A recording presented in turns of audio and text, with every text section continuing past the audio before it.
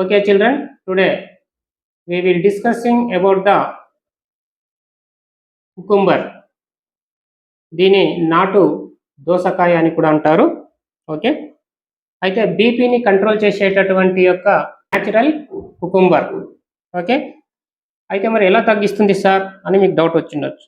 Okay, high percentage of potassium, high percentage of water and low percentage of carbohydrates, very low percentage of fat అనేటువంటి దీంట్లో ఉంటుంది. అయితే ముఖ్యంగా దీన్ని మనం పొటాషియంని తీసుకున్నట్లయితే మన నాళాలు బీపీ వచ్చిన వాళ్ళకు రక్తనాళాలు అనేవి టైట్గా ఉంటాయి, అంటే సాగుదల అనేటువంటి కోల్పోతాయి. రక్తనాళాల మధ్యలో ఫ్యాట్ రావడం జరుగుతుంది. ఆ ఫ్యాట్ రావడంతో బ్లడ్ ప్రెషర్ అనేటువంటిది ఎక్కువగా పెరిగి గుండె పైన ప్రెషర్ ఎక్కువ పడడంతో మనకు హెడేక్ రావడం, ఏమైనా పని చేసే చేత కాకుండా ఉంటుంది.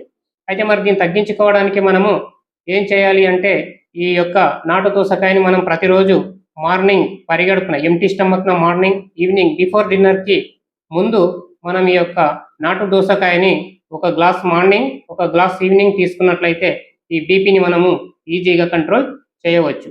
అయితే ఏమవుతుందంటే దీంట్లో ఉన్న పొటాషియంని తీసుకోవడం వల్ల మనకి రక్తనాళాల్లో ఉన్నటువంటి సోడియం, ఎన్నో సంవత్సరాల నుంచి తిన్నటువంటి సోడియం మన బాడీలో స్టోర్ అయి ఉంటుంది.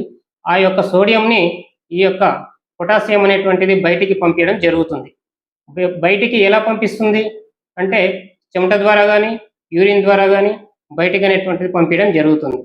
160 ఉన్నటువంటి బీపీని 120 వరకు ఈజీగా తీసుకొస్తుంది ఈ నాటు దోసకాయ. ఓకే, ఈ నాటు దోసకాయ వల్ల బీపీ అనేటువంటిది నార్మల్ అయిపోతుంది. 120/80కి ఈజీగా వస్తుంది.